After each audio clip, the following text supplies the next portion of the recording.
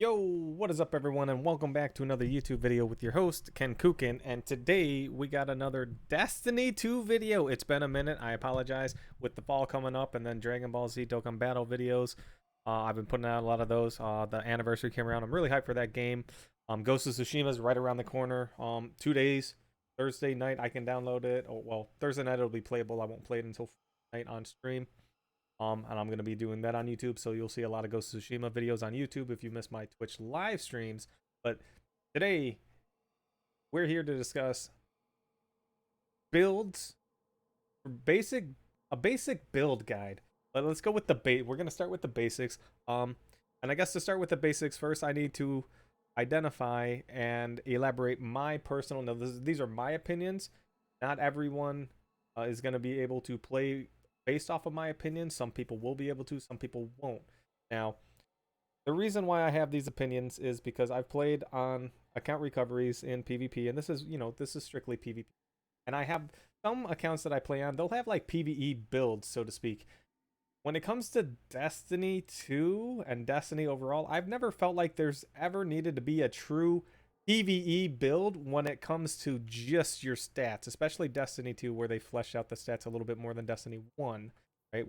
I think they added a couple more. It's been so long, I don't want to look back at Destiny 1 because it really doesn't matter at this point. It's relevant. So for Destiny 2's sake, they have 1, 2, 3, 4, 5, 6 stats you can play with. And when it comes to PvE, I personally don't think that the basic stats in the game are highly relevant when it comes to PvE. But when it comes to PvP, why it will make or break some of your engagements, if not your engagements, just outright your matches as a whole team or on an individual level. So welcome to the video. Thanks for tuning in. My name is Kenkukun. I'm going to be putting out more Destiny 2 content videos and hopefully to help us build up ourselves, build up our play styles, and expand our horizons of options when it comes to the game. So that's what I'm here for. I'm here to try and help you along the way to improve your gameplay. It'll improve my gameplay, will improve, and then the way I teach people and how I can help teach people will improve over the long run. So let's go ahead and get started. First and foremost, I will say when it comes to PvE, and I run the same builds for PvP, we're not going to dive into the specifics of any of the mods, seasonal pass mods. Now those definitely can help out in PvE. Anything that has to do with finishers, I don't do a lot of PvE, so it'll be on a whole different video at another time where I can cover some of the more in-depth guides. But we're going to cover the basics. So the basics, what I run is first and foremost, I think the number one stats, not stat, the number one stats in PvP. This is where you're going to see a lot of the more skilled players, or the more skilled players kind of deviate towards already. They're going to go for mobility, right? I think more people are going to go for mobility than anything else. I believe intellect is a second very important stat. Now, if you can get 100 intellect and whatever you're comfortable on mobility, no less than 80, in my opinion, no less than 80, because if you have less than 80, if you're not, well, I'm not used to running 100 mobility myself. I will make mistakes at 100 mobility on my Warlock, but I can run on it. It takes time for me to get used to. My personal build here, though, I don't want to sacrifice anything for what my build does, right?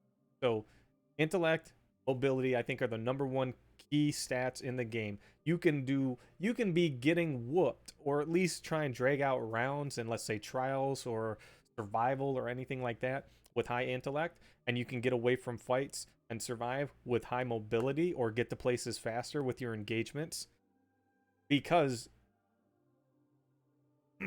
your mobility is so high and then your intellect's just building. Even though you're doing bad, you'll get a super and you might be able to swing the game into your favor. One super from your team could be what makes or breaks the momentum for your team, what makes the momentum for your team and breaks the momentum for the enemy team. Because now you get a super, you make even one orb, or just make a play that slows down the game, and you take the round on top of, say, you get one kill and everything slows down for your team and the pressure is on the enemy team. It's a 2v3. The other two teammates are building super, you're rebuilding yours, you're down a couple rounds, and now if you can hopefully make it through with you or teammate supers in the next couple rounds, and I have videos that cover, you know, the older supers and how to play them, but they're still relevant to this day 100%. Knowing how the super works allows you to counter it. You will know how to counter it. Knowing how it operates and how people are going to use it will allow you to counter the super, right? So please, you check out those videos in my Destiny 2 training playlist where I talk about that. Don't sleep on, well, I don't use arc staff, so I don't want to watch your arc staff videos. If you know how people are going to play with the arc staff, if you know how they have to play with the arc staff, how they have to get in close or anything like that, or the Titan Smash, right? If you know how they're going to act, it'll help you formulate a plan. And a lot of people don't go in with plans, but it'll help you formulate a plan to get ready for the rest of the game. Now, some people will come in mid-match and be like, oh, we're getting our ass whooped. Let's go ahead and now make a plan. I come in from game one, round one. From round one, I personally will have a plan on any map, on almost any character, given enough time, especially my Warlock. My Warlock will always have a plan on what I'm going to do. And I'll try to execute the plan to the fullest of my ability. But anyway, I digress. So the stats. Mobility helps you get away from fights, allows you to get to engagements first. When you start off a game, round one, and there's a lot of maps in Destiny 2 that are symmetrical, and we'll make it even simpler. Let's say it's a heavy round, and everyone's got to race to the heavy location. Getting there first can be very vital to setting up or stopping the enemy team, either setting up to get the heavy or stopping the enemy team from just getting there first and locking you down. So the more mobility you can handle, the better off you're going to be. And then the intellect, once again, the higher your intellect, the better off you're going to be. Now, we're going to dive into the other stats. Resilience. For the longest time, people have said, well, you want at least a tier 3 resilience, so you can't get like 2 tapped by guns and 3 tap. It's been a very long time since I haven't played with anything less than tier 3. I feel like it's relatively easy to have tier 3, but it's been a very long time in PvP where you've needed anything more than tier 3. If not, I could probably rock a tier 0 and be fine. I think even with the light level enabled, I don't believe it makes that much of a difference, but I haven't gone out and tested it. So most of these stats are just, resilience is just like it's a whatever stat to me. I wouldn't recommend worrying about it too much in PvE. Even in PvE, when I go do raids, this is my build: intellect, mobility. I'm not running around with a lot of resilience. I'm not a lot of strength. And now recovery, that's the question mark. Recovery can be very good. If you're used to high recovery, keep it on. I get into a lot of gunfights, or maybe you're not good at getting away from gunfights that well for long distances, right? Some people will run away from a gunfight and they'll get shot in the back because it's hard for them to visualize as they're running forward. Let's say they're running between objects, to put an object at their back, right? They put an object at their back as they're running away, and they're running. It's like you would be running through the woods and using trees to cover as you run. You would run behind, you'd run, put a tree at your back and run forward, and put another tree at your back and run, right? You're running from cover to cover, but you're running away from someone, right? Sometimes some people either, there's just so much going on, the pressure is on them, they can't, evaluate that and quickly pick that up. So maybe you need higher recovery, but if at all you can get away with running lower recovery for something a little more prominent, like more strength for your melee or more discipline for your grenade, I think that's going to value you more than your recovery. Unless you're going to see players out there with really high recovery that can play very fast-paced games, and they're just, every time you see them, they're going to be full life because their recovery is that high, but they're really skilled with their guns, right? Probably if you're a player like that, you're probably going to gear more towards recovery. But even then, my Warlock, take it for example. The Warlock, the grenade is really powerful. They've nerfed arc web a couple of times. So there are some maps where I can use my grenade and it's very powerful. So I run, instead of recovery, resilience, or strength on my Warlock, I chose as my third stat to focus on.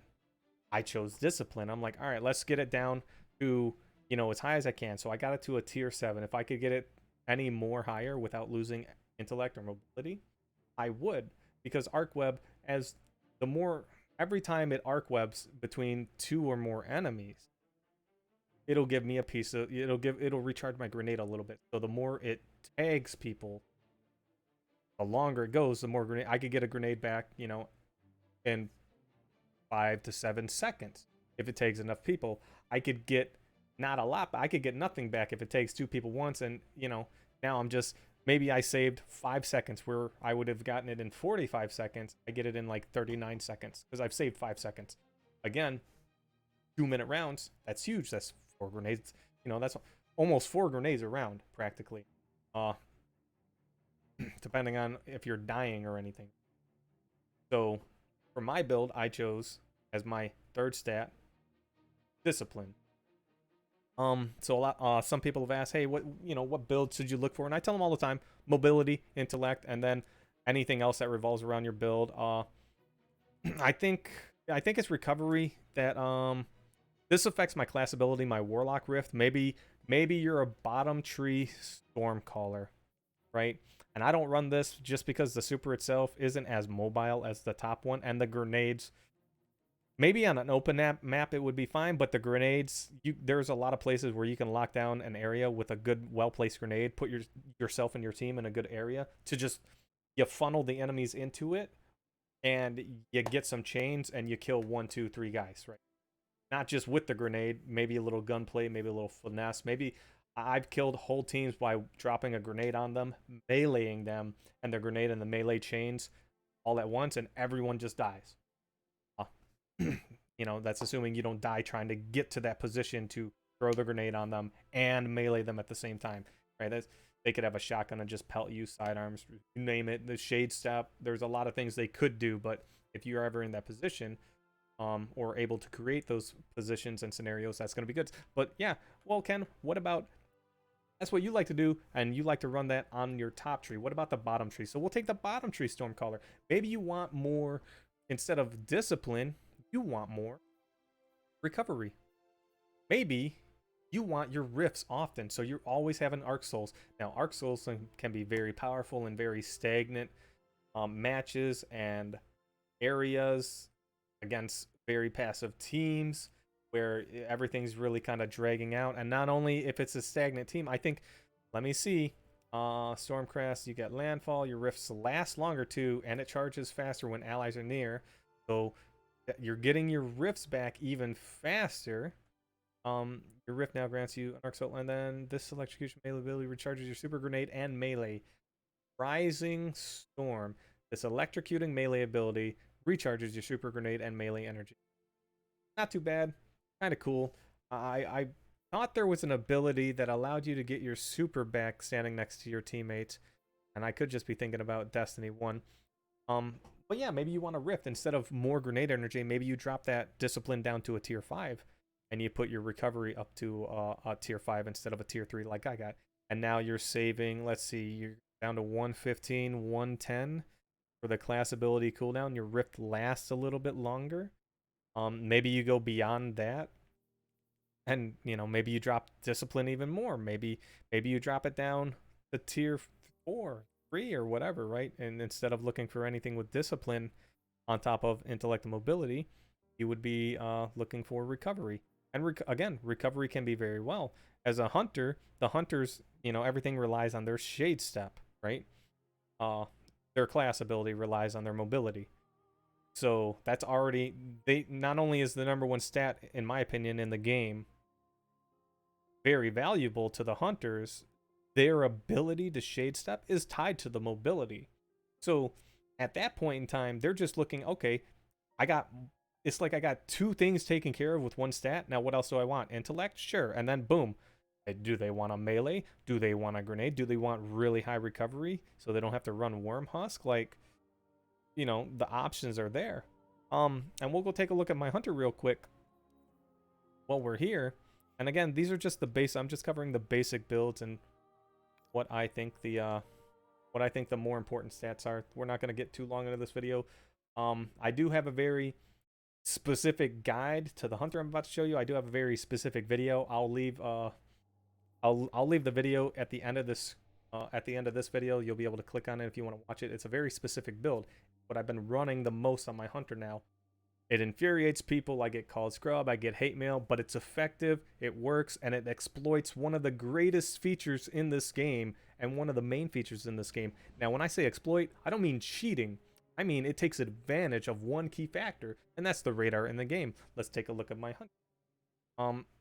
So, like I said, mobility and intellect, very important. So I have 100 mobility. Now that ties into my shade step.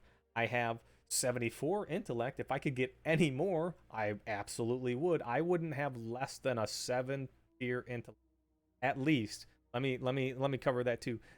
You want at least a tier 7 intellect. Go for it. Try not to get less than that. With powerful friends still on the market, you can buy from the gunsmith when it pops up. And I don't know if it's going to get sunset or when. But powerful friends is very, very good.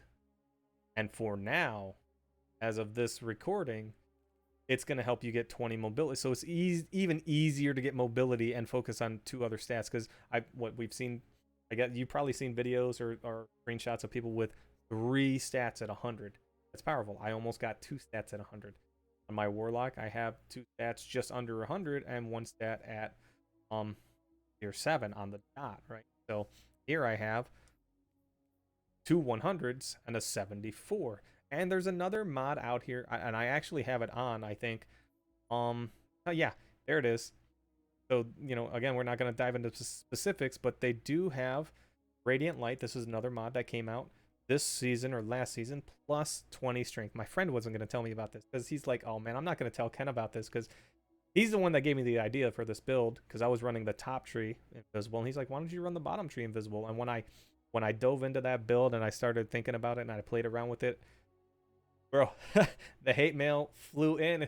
I'm a scrub because I'm always invisible off the radar. Well, the radar is so prominent in the game and the maps are so small. I really hate the way the game has developed over time. Bungie has just kind of just sat on their heels and done nothing to really. They don't need to dynamically change the game, but they have to broaden their horizons when it comes to map design and how the game evolves going forward. We're not looking to reinvent the wheel, but we are looking to break up the monotony of this is how the game works. This is how it's going to be, how it has been, and how it will always be. I'm a very big advocate for trials. I wish it was gone. Where people say, oh, so you think there's a lot of 3-peaking now, it's going to be even more so later. I'm like, that wasn't my experience. I did have some slow games when the radar was gone, but I feel like the games are more stagnant now with the radar because you know where everyone's at. So it's just either way, it's a flip of the coin, and I personally like the no radar because you get to use more weapons. And that's another topic for another day. I've covered it in videos before, and I can cover it again. But oh yeah, so my hunter, I went for mobility, for intellect, and I went for strength. Now, my strength, well, I get my melee ability back every 37 seconds. I actually get my melee ability back within 20 seconds, right? So my melee ability is Vanish in Smoke. Throw a smoke bomb from a distance, making you and nearby allies invisible and providing Heart of the Pack buff. Heart of the Pack grants weapon haste, increased mobility, recovery, and resilience. So I'm getting increased mobility. I'm already at 100, so I'm going to get more. I'm getting increased recovery, so if I'm below whatever tier I'm at, it's going to, I don't know, maybe it bumps it up 1 tier. I have no clue how much it is. Resilience, again, no clue how much of a buff it is, but I think my resilience is, okay, it's tier 3. I was going to say, I thought it was tier 2. My grenade is tier 2. Now, my grenade is very important. I wish I could get my discipline up a little bit more, but I'm not going to sacrifice anything I don't have to get my grenade up because my melee is more important. So with this helmet, I go invisible, right? And I stay invisible longer. Not only that, your melee recharges faster while you're invisible. So I stay invisible for about 10 seconds. I get Heart of the Pack for 20 seconds, right? And it stacks up to 3 times, which is a huge improvement on reloading weapon. So when I get my melee back, I get it in less than 20 seconds. If I stay invisible the whole 10 seconds, I'm getting my melee to recharge really fast. I have a mod on. If I shade step, I get melee energy back. Boom. outreach, right? And then I go invisible again with a few seconds to spare on Heart of the Pack, and now I got ×2 Heart of the Pack. So I have increased resilience, increased recovery, increased mobility. It's additional, and increased weapon haste. What is weapon haste? It is dexterity for swapping your weapons. It's reloading your weapons. It's readying your weapons. It's anything you do with your weapon, aiming down sight, swapping your weapon, reloading your weapon. That's weapon haste. That's all of that covered. Tier 3, I think last season there was a mod around where I could reload my hand cannons really, really fast from the artifact. It felt, if you've used Luna's Howl and reloaded with Luna's Howl, that's the reload speed you got on the Not Forgotten. It was really fast. It was literally, I felt like, oh, wow, I'm reloading with I'm reloading with the speed of a regular Luna's Howl. It's pretty powerful, right? So, you know, again, basic build. I think the build guide, you want to have mobility, intellect, right? I think supers are very important in the game, even though I don't feel like they're as super as they need to be. I think they dumb down some Roman supers, where some roaming supers are hard to hit, and that's what makes them powerful. Others are not hard to hit, so it doesn't make them as powerful. Team shots, or, you know, team shots should be able to take out a super at the same time. Sometimes even one person can take out a super all by themselves, and I don't think that should happen all the time. As often as it does, I don't think it should happen. But supers are still very important, very prevalent. We're going to cut this video here in just a moment, and then I have strength, and that's, you know, this is one of my more specific builds. Again, I'll leave the video right above me somewhere. You'll see it right at the end of the video. So again, even on the Titan, we can go take a look at my Titan. Once again, the same type of build on my Titan real quick. PvE, PvP, doesn't matter. And what is, I'm trying to think, what stat does the barricade, the rallying barricade, or the barricade, Titan barricade, what does that go off of? I'm not 100% sure. Is it strength? Is it resilience? Oh, God help us if it's resilience. I don't think I need my shield that often. Even the shield you can shoot through, it's cool. If you have that all the time, that would be very nice. But if you don't have it all the time, I wouldn't even run that exotic. Let's go take a look real quick. Of course, I'm going to have decent intellect and mobility. Yeah, 102 mobility. I have Dune Marchers on. On my Warlock, I have Transversive Steps. It gives me more mobility. Your mobility affects your sensitivity, people, in case you didn't know. Let me go ahead and just throw that out there. Where's my sensitivity? I run a sensitivity of 8. So your mobility does affect your sensitivity.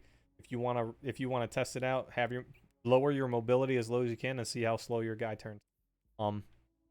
It'll affect your aim down sights sensitivity, I feel like, a lot. I'm not crazy on this. I'm not crazy on this. Go test it out. I'm not crazy. Oh man.